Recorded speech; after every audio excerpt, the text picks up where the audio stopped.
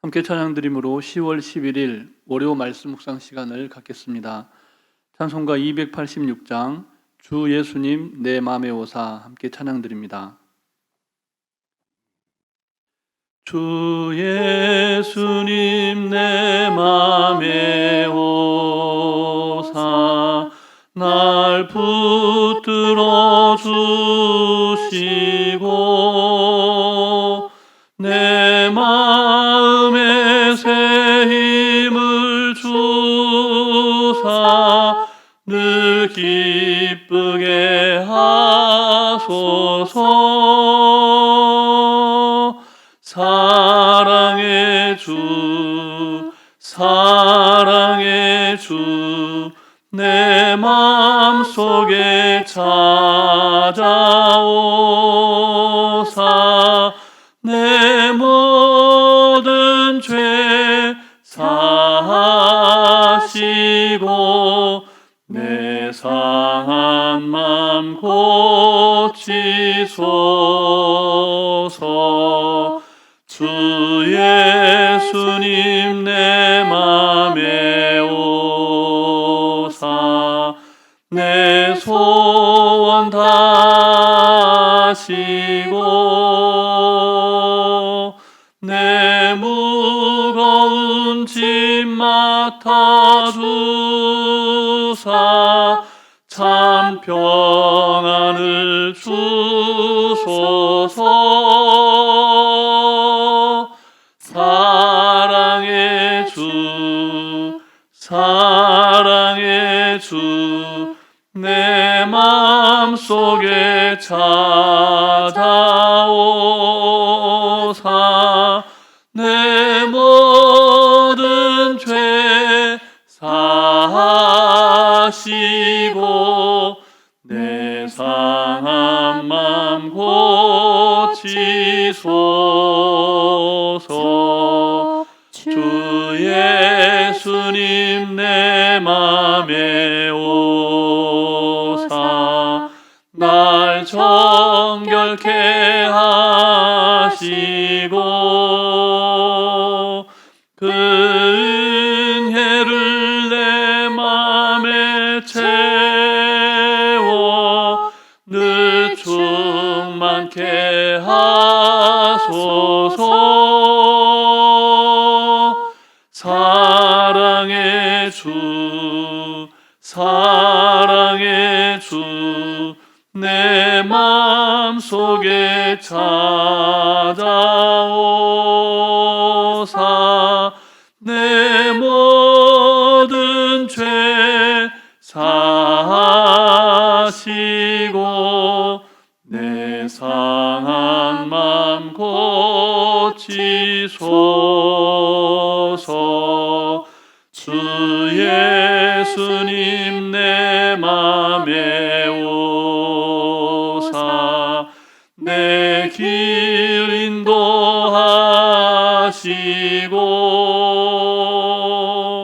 주 성령을 내 맘에 채워 늘 충만케 하소서. 사랑의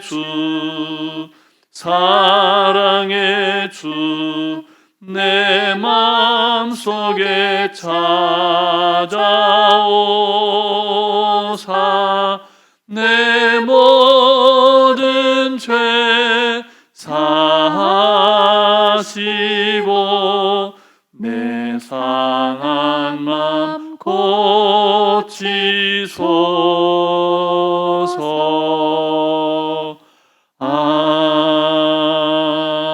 아멘. 사랑과 은혜가 충만하신 살아계신 하나님 아버지, 오늘도 귀하고 복된 날을 우리에게 허락하여 주시고 하나님의 영광을 높여드리며 이 하루를 시작해 주셔서 감사를 드립니다. 오늘 하루도 하나님의 보다 더 큰 영광을 위하여 우리 각자에게 허락하신 말씀을 말씀되게 살아내는 하루 되게 하시고 우리를 푸른 초장 쉴만한 물가로 인도하여 주시기를 우리 구주 예수 그리스도의 이름으로 기도드립니다. 아멘. 아멘. 오늘 우리에게 주신 하나님 말씀은 계속해서 구약성경 출애굽기 말씀입니다. 출애굽기 29장 35절부터 46절까지 말씀을 교독하시겠습니다. 너는 내가 네게 한 모든 명령대로 아론과 그의 아들들에게 그같이 하여 이레 동안 위임식을 행하되 매일 숫송아지 하나로 속죄하기 위하여 속죄제를 드리며 또 제단을 위하여 속죄하여 깨끗하게 하고 그것에 기름을 부어 거룩하게 하라. 너는 이레 동안 제단을 위하여 속죄하여 거룩하게 하라. 그리하면 지극히 거룩한 제단이 되리니 제단에 접촉하는 모든 것이 거룩하리라. 내가 제단 위에 드릴 것은 이러하니라. 매일 1년 된 어린 양 2마리니 한 어린 양은 아침에 드리고 한 어린 양은 저녁 때에 드릴지며 한 어린 양에 고운 밀가루 10분의 1 에바와 찌은 기름 4분의 1 흰을 더하고 또 전제로 포도주 4분의 1 흰을 더할지며 한 어린 양은 저녁 때에 드리되 아침에 한 것처럼 소제와 전제를 그것과 함께 드려 향기로운 냄새가 되게 하여 여호와께 화제로 삼을지니 이는 너희가 대대로 여호와 앞 회막문에서 늘 드릴 번제라. 내가 거기서 너희와 만나고 내게 말하리라. 내가 거기서 이스라엘 자손을 만나리니 내 영광으로 말미암아 회막이 거룩하게 될지라. 내가 그 회막과 제단을 거룩하게 하며 아론과 그의 아들들도 거룩하게 하여 내게 제사장 직분을 행하게 하며 내가 이스라엘 자손 중에 거하여 그들의 하나님이 되리니 그들은 내가 그들의 하나님 여호와로서 여호와로서 그들 중에 거하려고 그들을 애굽 땅에서 인도하여 낸 줄 알리라. 나는 그들의 하나님 여호와니라. 아멘. 반복되는 일상을 살다 보면 권태에 빠지기가 쉽습니다. 사는 것이 실증나고 또 만사가 귀찮고 무기력해지기 쉽다는 것이죠. 이렇듯 권태는 사람을 아무것도 하지 않고 또 하고 싶지 않은 무미건조한 삶으로 이끄는 것처럼 보입니다. 하지만 실제로는 전혀 다른 결과를 낳기도 하죠. 어떤 사람은 권태를 탈피하고 싶어서 특정 사물에 편집광적으로 집착하거나 반사회적인 돌출 행동을 하기도 합니다. 현대를 사는 그리스도인 역시 이 권태에서 자유로울 수 없습니다. 신종 전염병의 확산으로 온라인 수업을 받는 학생들이나 대면 예배에 참여하지 못하고 온라인 예배로 대체하는 상황 속에서 이전보다 많은 성도들이 이 권태감에 시달리고 있다는 겁니다. 성경을 읽고 기도를 하고 또 찬양을 드리고 예배하지만 뭔가 무의미하게 여겨지고 또 기쁨과 감격이 사라져서 그와 같은 신앙생활을 계속 이어가고자 하는 그런 의욕마저 상실했다면 깊은 권태에 빠져가고 있는 겁니다. 그렇지만 스스로 그런 권태감에 휩싸여 있음을 알고 있다면, 느끼고 있다면 그것은 참으로 다행입니다. 왜 그렇습니까? 변화의 가능성이 있기 때문입니다. 하지만 일상이 바뀌는 것은 아니죠. 또 나의 일상이 무언가 권태감에 빠져들고 있다, 이것을 깨닫는다고 해서 우리의 일상이 금방 바뀌는 것은 아니라는 겁니다. 마음을 새롭게 할 기회를 맞이할 수는 있는 것이죠. 사실 하나님의 뜻대로 사는 삶도 대단히 단조로운 삶일 수 있습니다.